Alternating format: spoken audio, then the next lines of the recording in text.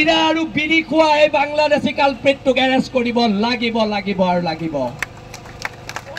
চিৰা আৰু বিড়ি খাই অসমীয়া জাতিক হুংকাৰ দিবলৈ আহা সেই বাংলাদেশীটোক এৰেষ্ট কৰিব লাগিব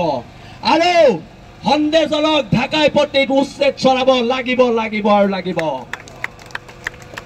সাংস্কৃতিক চহৰ গোলাঘাটত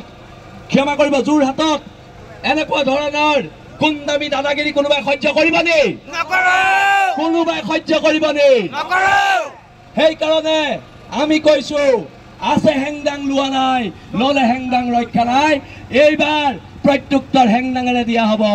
আৰু অসম চৰকাৰক সুধিছো আপোনালোকে বাংলাদেশীলে ভয় কৰে নি আপোনালোকে যদি বাংলাদেশীলে ভয় কৰে প্ৰেছ মিট দি কৈ দিয়ক আমি ভয় কৰো তেতিয়া লাচিত সেনাই দায়িত্ব ল'ব ল'ব আৰু ল'ব আমাৰ এইটো সাহস আছে আজি যোৰহাটৰ প্ৰত্যেক মানুহক ধন্যবাদ জনাইছো লাচিত সেনাৰ